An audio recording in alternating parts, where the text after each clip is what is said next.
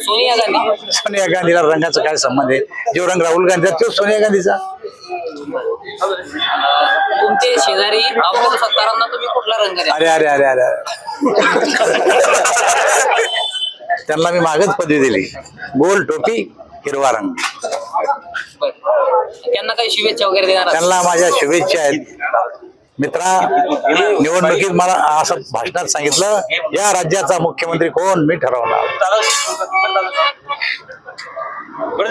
कुत्ता निशाणे द्या तरी मी निवडून येतो. मी जे करील ते ज्या राज्यात होऊ शकतं. माझा एक छोटासा कार्यकर्ता पक्षांतर करून त्याच्या विरुद्ध उभा राहिला, त्यांच्या विरुद्ध उभा राहिला. 2200 मतावर खेळ उकला. मला तिथं जायला जर परवानगी असती तर 50,000 मतांना पडले असते. आणि भाषा काय होती? मी याला पाळलं, मी त्याला पाळलं, ती त्याला पाळलं. दूसरे को गिराने के लिए खुद गिर गए मियां, हे जरा ध्यान रखो. ज्यादा टर्या मत मारो.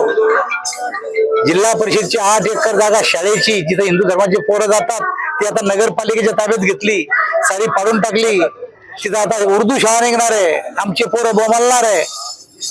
पशुसंवर्धन खात्याची जागा ताब्यात घेतली, तहसीलची जागा ताब्यात घेणार आहे. शिल्लोडच्या आजूबाजूच्या साऱ्या जागा ताब्यात घेणार आहे. आणि मी असं म्हणलं तर माझं पाकिस्तान सदृश्य परिस्थिती निर्माण झाली तर माझ्यावर टीका केली त्यांनी. शंकरराव चव्हाण मुख्यमंत्री असताना, अशोक चव्हाण मुख्यमंत्री असताना शंकरराव चव्हाण मार्ग टाकला अजिंठा रोडला. पाठी गायब आहे. अब्दुल हमीद मार्ग झाला.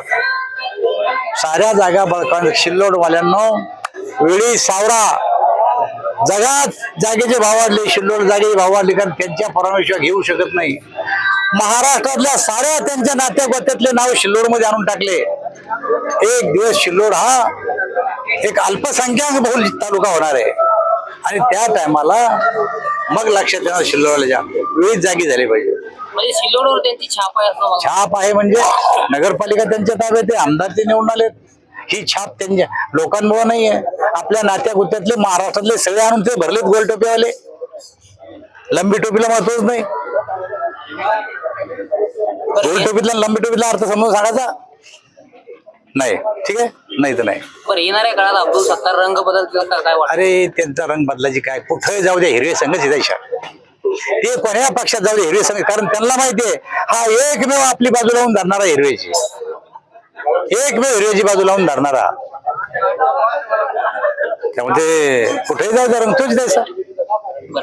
महायुतीसाठी काय आजच्या निमित्तानं 2 शब्द? महायुतीमध्ये आलवेले कोणी काहीही म्हणो, आमची युती एक संघ आहे. आमचे तिन्ही नेते अजितदादा, एकनाथराव शिंदे आणि देवेंद्र फडणवीस साहेब एक विचाराने काम करतात.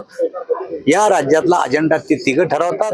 पक्ष त्याला मान्यता देते तिघाची, आणि विकासाच्या दृष्टीने घोडदौड सुरू आहे. महायुतीमध्ये सध्या इन्कमिंग जे आहे ते सुरू आहे, याबद्दल? अरे असं आहे, कुठल्याच माणसाला आता विरोधी पक्षात राहायची इच्छा नाही, कारण मतदारसंघ सांभाळायचा असतो.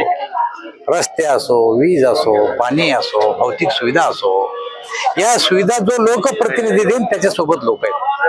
आणि त्यामुळे अपोजिशन पार्टी राहून टीका किती दिवस करतील? आणि टीका करायला मुद्दा काय? ज्या टायमाला आम्ही लाडक्या बहिणीला 1500 रुपये देऊ म्हणलं त्या त्यांनी टिंगल केली आमची, पण आम्ही दिले पैसे आम्ही. त्यामुळे टीका करणं आता काही शोभत नाही.